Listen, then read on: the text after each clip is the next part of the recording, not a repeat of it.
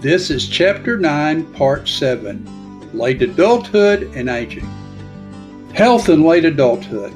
The average life expectancy for men in the United States is about 76 years. For women, it's about 80 years. The majority of older adults live healthy, active, and self-sufficient lives. Only about 4.5% of those aged 65 and over live in nursing homes. Among those aged 85 and older, it is fewer than 20%. The number of older adults in the United States has been gradually increasing over the past several decades. Today, 1 in 8 Americans is 65 or older.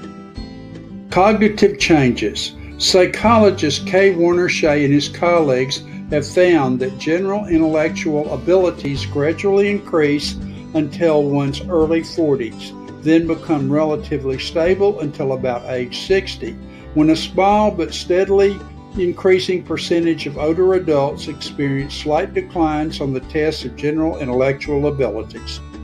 Shea found that those who were better educated and engaged in physical and mental activities throughout older adulthood showed the smallest decline in mental abilities.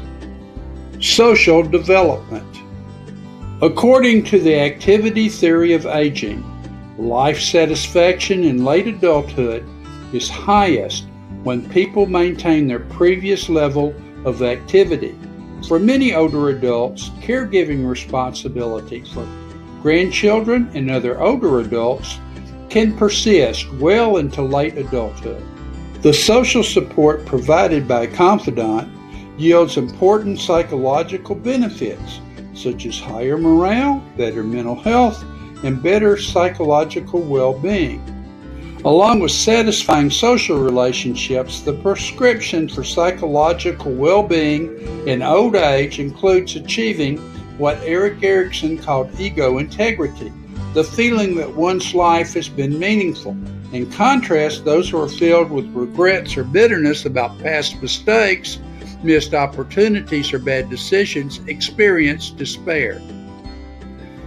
Often the theme of ego integrity versus despair emerges as older adults engage in a life review.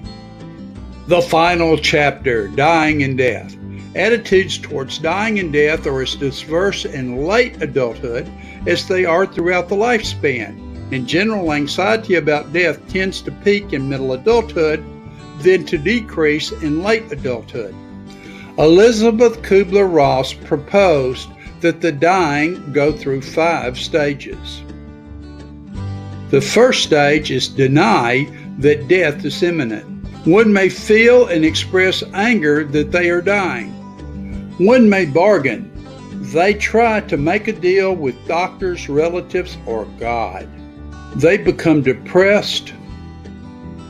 Finally, one may accept their fate. Final research indicates that dying individuals do not necessarily progress through a predictable sequence of stages. Dying is as individual a process as is living. People cope with the prospect of dying much as they have coped with other stresses in their lives. This ends this part of Chapter 9.